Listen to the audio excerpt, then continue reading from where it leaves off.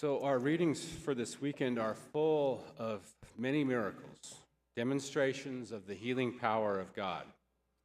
In our first readings, the eyes of the blind are opened, the ears of the deaf are cleared, the tongue of the mute sings.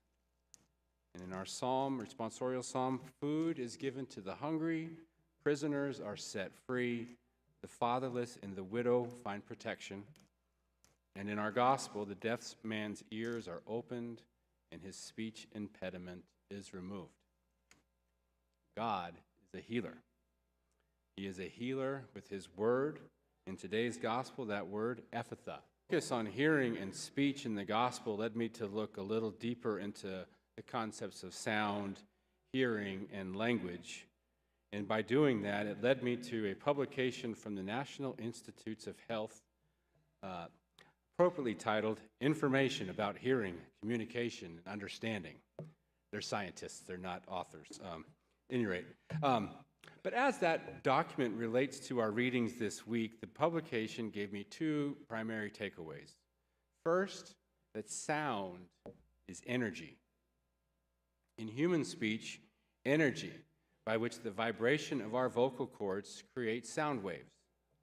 Waves that then carry and transfer those sounds we make with our vocal cords that carry energy from one molecule to the next.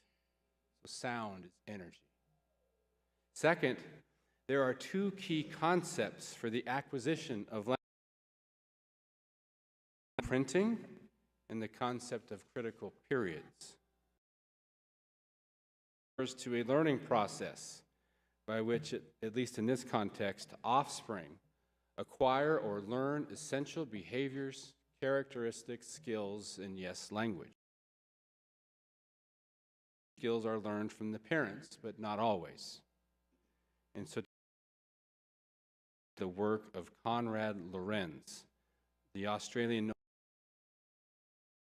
goslings, and learned that the gosling on the first living thing that they saw after they were hatched. In his work, Lorenz was sometimes the first living being that these goslings saw, and they imprinted on him instead of their mother. And the paper includes a fairly ridiculous-looking picture with a bunch of goslings following him. Very odd. The next concept, again, was critical periods. And those speak to the unrepeatable period of time during which these essential skills or abilities must be acquired. And one of the examples given in the paper here related to seal pups. So I didn't know this, but about 1 week after a seal pup is born, its mother must leave to hunt and bring back food. But the seal pup cannot go with its mother, but must wait until she returns. When she returns, the mother uses her voice and waits for her pups to respond. She calls out to them and waits for them to come to her, which I thought was interesting, that the pups have to come back to her. So given this real short period of time, 1 week, the seal pup who has just been born must learn to recognize its mother's voice and to know it so well that the pup can distinguish its mother's voice from all other voices. All of this takes place within 1 week. Very critical period. And of course, failure to learn the mother's voice within that period puts the seal pup's life at risk. Now, humans, we're not goslings, right? But do we exhibit that gosling-like behavior?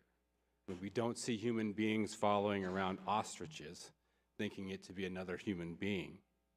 But that's not to say that we do not have a tendency to follow that which holds our attention, that upon which we place our focus.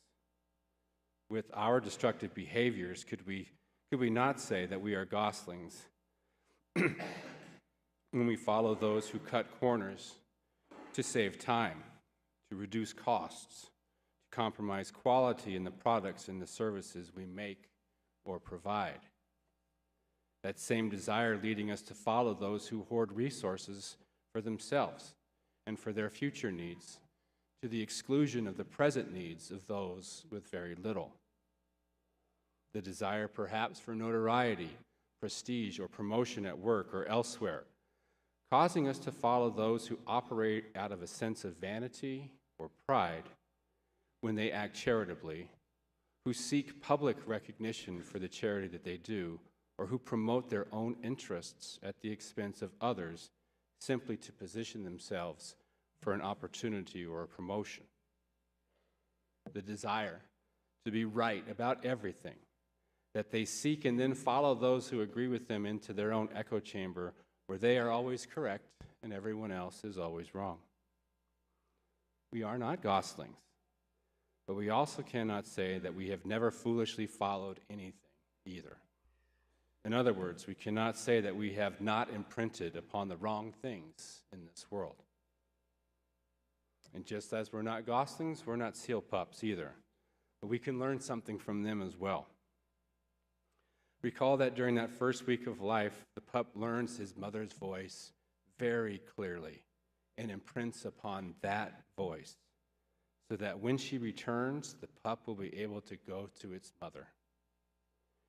If the pup is distracted or chooses not to focus on the voice of its mother, then the pup puts itself in danger. Could we not say that about our own lives, our time on this planet? This is our critical period in our life of faith.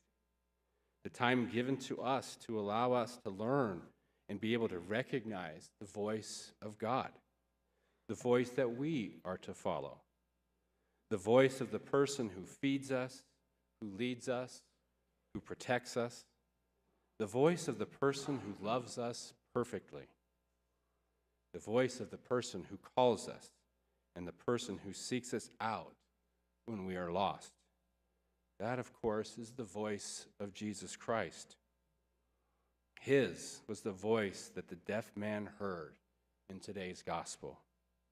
The voice that created the energy that carried the sound of the word of God, Ephphatha, be opened, quote, and immediately, the man's ears were opened, his speech impediment was removed, and he spoke plainly, all on the word of Christ. Now recall that all this occurred after Jesus took the man off by himself and away from the crowd. In prayer, Jesus invites us to that same journey, to be alone with Jesus, away from the foolish things we follow when we act like goslings, away from the myriad voices in our lives pulling us in 1,000 different directions, telling us to do this and that, on and on and on. He invites us away from everything and everyone so that we can focus on Him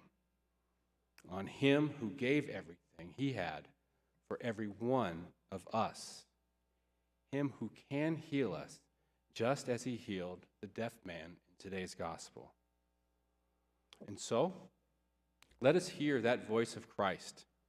Let us prayerfully examine our critical period in time that is the entirety of our lives and ask ourselves a very simple question. Are we goslings, imprinted to the world, or are we disciples, imprinted to Christ?